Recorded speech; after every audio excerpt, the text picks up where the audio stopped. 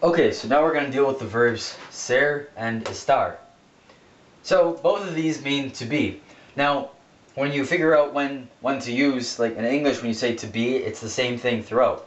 You know, I could say I am from Michigan, for example, or I am not feeling well, right? But in Spanish, you'd use two different verbs for those two sentences I just said.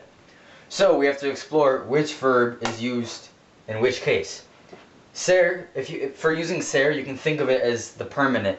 You can think of it more permanently, so when you say your nationality or your origin. So if you say soy de America, you say I am from America.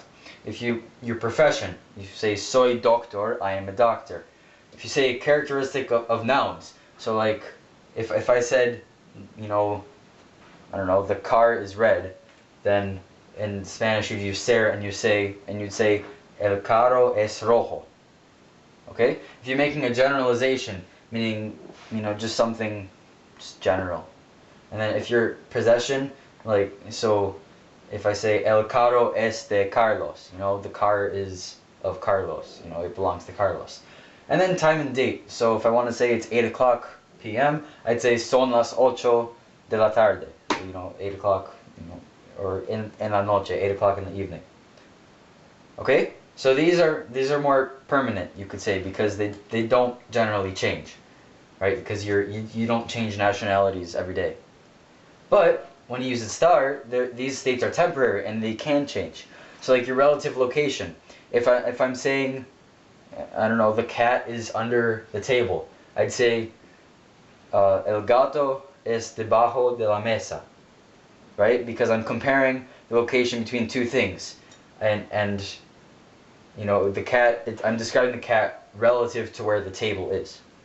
You could also refer to health. So if you say, estoy enfermo, I'm feeling sick. Or if you want to say emotion, estoy feliz, I am happy. Or estás feliz, you are happy. Okay? And then you can also, certain weather expressions also use estar. So, and then they would use the LA form. So if you could say está nublado, it is cloudy. And then estar is also used in the progressive tenses, which are like present progressive, where you have estar and then plus the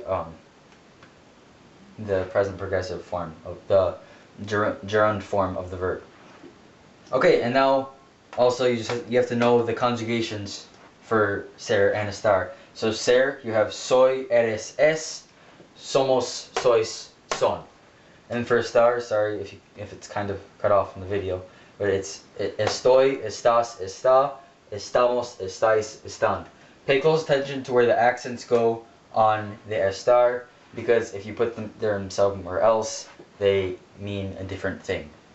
So yeah, that's ser and estar. Just don't get them confused, because they don't mean the same thing as they would in English.